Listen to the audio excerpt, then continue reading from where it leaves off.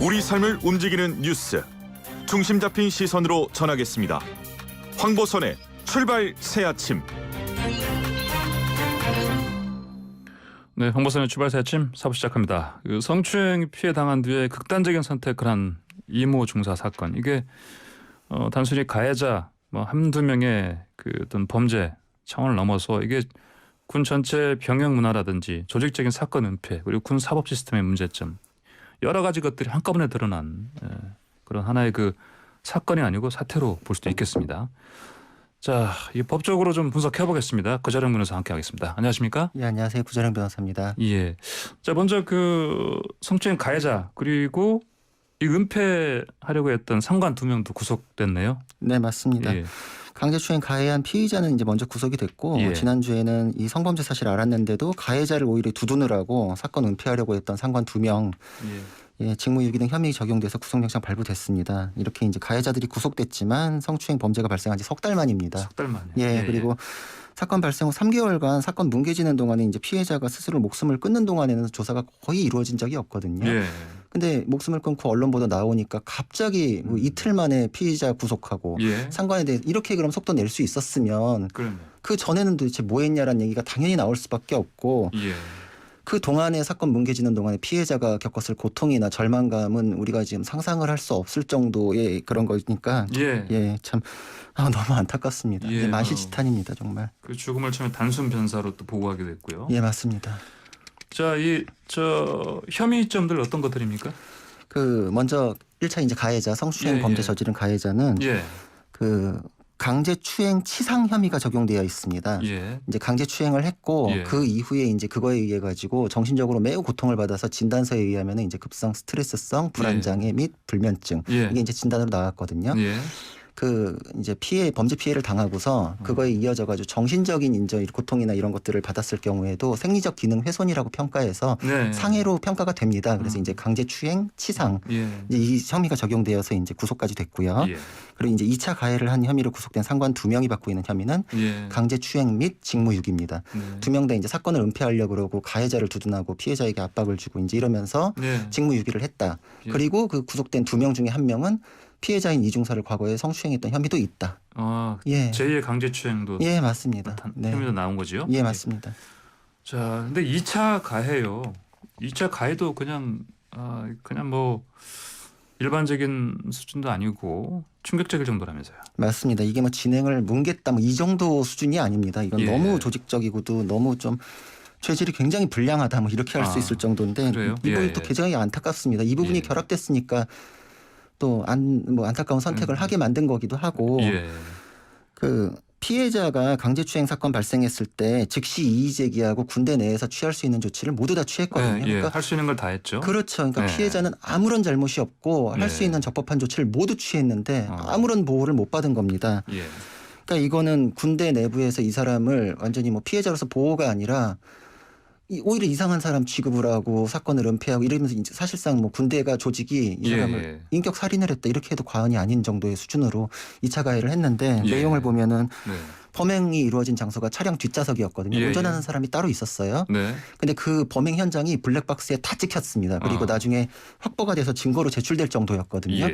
근데 정작 운전했던 사람은 첫 조사 때 그런 범죄 있었는지 몰랐다.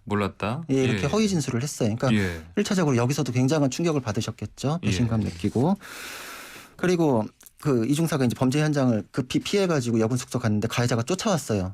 그러면서 신고할 테면 해봐라 이렇게 막 협박하고 조롱하고 그걸 다 겪었는데 이어서 가해자에 대한 이제 분리 조치가 신속하게 이루어졌어야 되는데 그런 조치가 이루어지기는커녕 가해자의 아버지가 오히려 피해자한테 막 문자 메시지 보내서 명예롭게 전역하게 해줘야지 이게 뭐 이런 식으로 문자를 보내고 압박하고.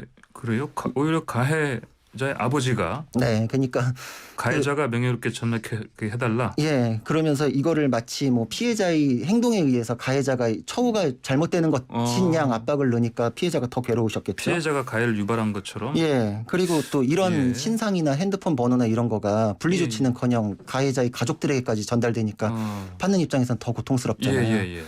그리고 또 이렇게 신고 취소 강요받는 동안에 상관들이 오히려 가해자를 감싸면서 가해자 전과 생기면 어떡하냐, 불명예 제대하게 되는 뭐 불이익이 주어진다, 예. 뭐 가해자 불쌍하지도 않냐 이런 식으로 오히려 가해자 피해자 바뀐 듯이 이렇게 행동해 버리니까 불쌍한 사람은 피해자인데 그러니까요. 가해자가 불쌍하다고요? 예.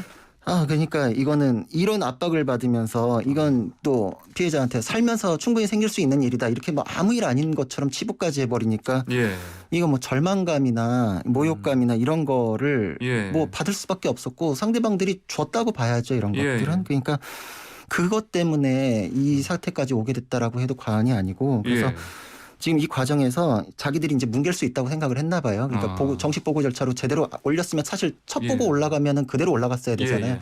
무려 5차례를 묵살을 했습니다. 네. 그래서 이 중사가 정말 가족들에게도 알리기 싫어서 참다가 도저히 안 되겠으니까 가족들한테 얘기를 하고 가족들이 이제 항의를 하니까 예. 5번째 그때서야 이제 부대 차원의 조치로 넘어가는 그 과정에서 이제 혼자 그걸 감수했던 거죠. 부대 차원의 조치가 나오긴 나오는데 그것도 좀 문제가 있지 않았습니까? 맞습니다. 예. 그것도 제대로 되지 않았습니다.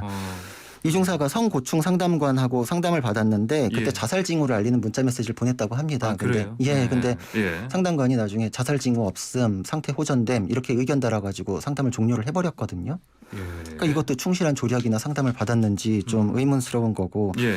게다가 이런 상황에서 불안장애 등 진단받고 다른 부대로 전속을 갔는데 다른 부대에선 당연히 보호를 해야 될 사람을 냉대하고 오히려 보호 관심 간부 취급을 해가지고 관심 간부 이게 예. 이전에 보면 뭐 관심병 관심과 이게 저기 그렇죠. 아닙니까? 보호 관심사병처럼 옛날 이렇게. 말로 뭐 저 그 고문관 그 옛날에 그렇죠. 있던 그러니까 그 취급을 해버린 거죠. 문제 있는 병사 예. 예 이렇게 취급했다는 거죠. 예. 피해자인데 예. 문제를 일으키는 사람 취급을 해버린 거죠. 예. 그러니까 이런 상황에서도 이 중사가 군대를 너무 사랑했고 살려는 의지가 매우 강했다고 합니다. 그래서 예. 혼인 신고를 미리 해가지고 배우자 이제 될 사람이랑 같이 예. 이제 같은 지역에서 근무를 하면서 군 생활을 이어가려고 최대한 이제 어떻게든 해보려고 노력을 한 게 혼인 신고를 땡겨서 했던 거거든요. 예. 근데 예. 혼인 신고한 다음 날 이런 그 관서에서 안타까운 선택을 했다는 거는 예. 도저히 혼자 감당할 수 있는 그런 상황이 아니었던 것이죠. 그러니까 이게 지금 한두 명 문제가 아니라 이건 조직적인 문제고 예. 공군 전체에 대해서 이 중사가 너무 사랑했던 군 전체에 대해서 느꼈을 배신감이나 이런 거는 이 다 철저히 배신당했기 때문에 이건 정말 예. 인간으로서 누려야 할 존엄성마저 훼손당했다. 이렇게 볼 수 있습니다. 그래서 지금 피해자들이 이런 상황 겪게 되면은 이게 예. 정말 계속 듣다 보면 이거 정말 내가 이상한가 이런 이제 혼돈이 와버리거든요. 예. 예.